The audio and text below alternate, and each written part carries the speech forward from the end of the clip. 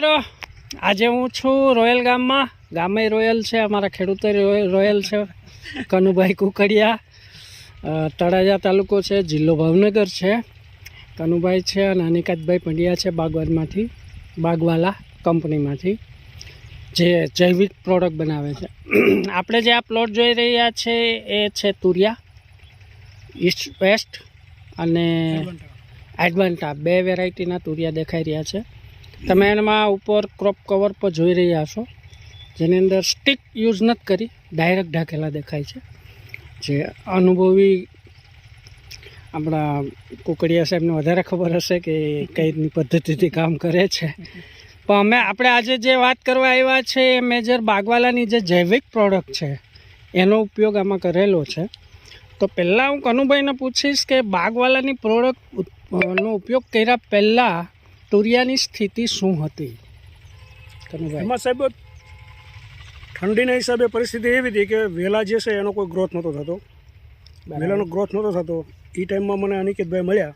આમ તો ઘણા ટાઈમથી હું બાગવાલાની પ્રોડક્ટ બધી વાપરું જ છું. બરાબર. આની પહેલાં તે 2-3 ઘેરા જે તુરિયાના લીધેલા છે બધા વાપરેલું છે.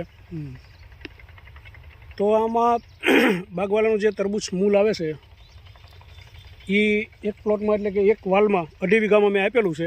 ઓકે. અને અંદાજે વીઘો જમીન જે છે આ તમારી પાછળની સાઈડ છે ત્યાં તમે આપેલું છે, બરાબર? આપેલું છે. અને આપણે આગળની જે આ સાઈડ છે 1 વીઘો જમીન જે છે એમાં નથી આપેલું. એમાં બિલકુલ આપેલું હા નથી, બરાબર ને? હા.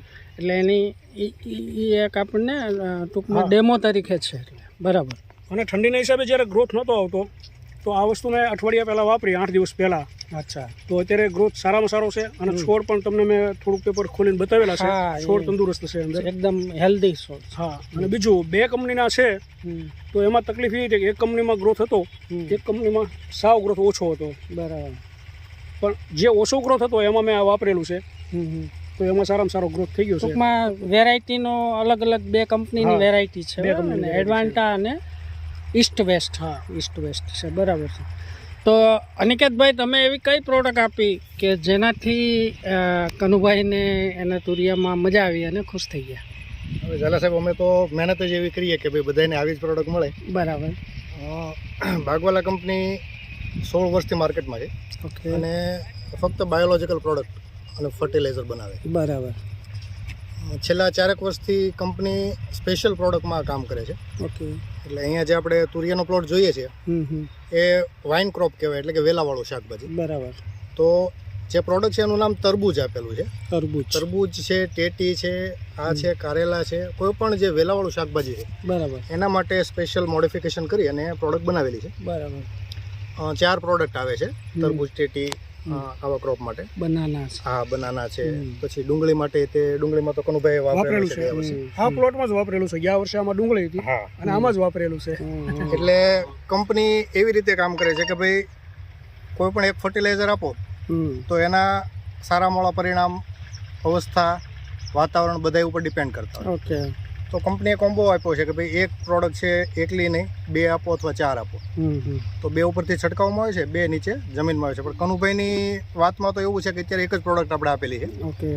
પહેલા સ્ટેજમાં જે આપણે ફર્ટિલાઇઝર આપતા હોઈએ એ જ ખાલી ઉપયોગ કરેલો છે. અને એમાં માઇક્રોરાઇઝા, કાર્બન, સીવીડ અને અમુક ઉત્સેચકો આવે છે જે ગ્રોથ પ્રમોટરનું કામ કરે છે. પિયતમાં આપવાનું હોય છે અને 500 ગ્રામ એકરનો ડોઝ હોય છે. ઓકે. તો કનુભાઈ, એ જે નાખ્યા પછી તમને મેજર ચેન્જીસ કે બદલાવ તમે નજરે જોઈ શકો એવા કયા ગયા? હા, એ વસ્તુ વાપર્યા પછી વેલાનો જે ગ્રોથ અટકી ગયેલો હતો ઠંડીના હિસાબે, ઓકે, એમાં ગ્રોથ સારામાં સારો આવ્યો છે અત્યારે. અચ્છા, વિકાસ. મેં તમને જે પેપર છે એ ખોલીને અને ક્રોપ કવર ખોલીને બતાવ્યું. એ આપણે ફોટોમાં બતાવશું. બરાબર. એક એનો ગ્રોથ સારો છે, છોડ હેલ્ધી છે અને છોડ હેલ્ધી છે. હા. અને જે વેરાયટી પાછળ રહી જાય એવી હતી એને આની હારે કરી દીધી. આને હારે કરી દીધી. એટલે બાયોલોજિકલ જે કંઈ રિઝલ્ટ છે એ સારું અને વ્યવસ્થિત કહેવાય છે. આમ તો તમે તો જૈવિકમાં જ જાજુ કામ કરો છો ને હજી આગળ કરશો એવું લાગે છે. પણ ખેડૂતોને એવી માન્યતા હોય કે ભાઈ બાયો એટલે જે પહેલાં બાયો આવતા ને એને નામ ખરાબ કર્યું થોડું. એટલે જૈવિકમાં એટલા બધા રિઝલ્ટો ના હોય અથવા એટલું બધું જેને કહેવાય ને ફંક્શનલ કામ ન હોય. પણ આજના સમયમાં આપણે એક કરીએ છીએ એવું નહીં, ઘણી બધી કંપનીઓ છે જે જૈવિકમાં સારી સારી પ્રોડક્ટ ડેવલપ કરે છે બરાબર. અને સિન્થેટિકની સામે સારામાં સારી ટક્કર આપે છે. ઓકે. હા, એટલે હું એ ખેડૂતને કહેવા માંગી, કારણ કે હું તો મેજર ઓર્ગેનિક ખેતી કરતો અથવા ખેતી કરાવતો માણસ છું. કારણ કે કેમિકલ મારા માટે બહુ અઘરી ચીજ છે કે નથી હું કરી શકતો. છતાંય ક્યારેક ક્યારેક ખેડૂતને જરૂર પડે તો સજેશન આપવા પડે. પણ મારો આઈડિયા જેવો છે કે જે 60-40નો રેશિયો રહેવો જોઈએ. 60% તમે જૈવિક કરો અને 40% કેમિકલ કરો. એ વસ્તુ સાહેબ હું જાળવું છું. હા, મેજર 60-40 હું તમે જે કહો છો એ રીતે જાળવું છું. આની પહેલા તમે મારી જે અનએરોબિક ટ્યુબ છે વિડીયો લઈ ગયેલા છે, એનો મસ્ત યુઝ કરું છું. ઓલી વાળી તમે દૂધી જોઈ, ફૂલ જોઈ અને અહીંયા આ વસ્તુ જોઈ, સારી વસ્તુ છે. બરાબર. હા, એટલે જો 60-40નો રેશિયો રહેશે ને તો જમીન જીવતી રહેશે 100%. બાકી જો જમીન તમે 100% કેમિકલ ખેડૂતો યુઝ કરશે તો જમીન જ મરી જશે. પછી તમે એમાં કંઈ કરી શકશો ફર્ટિલાઇઝરનો ઢગલો કામ નથી, કંઈ નહીં કામ કરે. એટલે જમીનના ઓર્ગેનિક કાર્બનને ટકાવવો હોય અને સૃષ્ટિનું રક્ષણ કરવું હોય તો જૈવિકતા તરફ જવું પડશે. અને હું એવું નથી કહેતો કે 100% જૈવિકતા તરફ જાઓ. ખેડૂત છે કે એવી પ્રોબ્લેમ મુશ્કેલી હોય તો કેમિકલનો યુઝ કરો, પણ 40% સુધી, 60% છે એ જૈવિકતા તરફ જવું જોઈએ.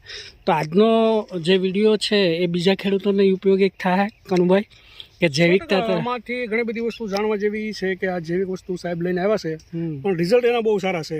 ઓકે. મેં છેલ્લા 3 વર્ષથી વાપર્યું છે. શરૂઆતમાં તો પહેલાં મને મગજમાં નહોતું ઉતરતું, એટલે સાહેબે અમને 5 જણાને બોલાવીને 5 અડધો લીટરનો ડેમો આપ્યો હતો.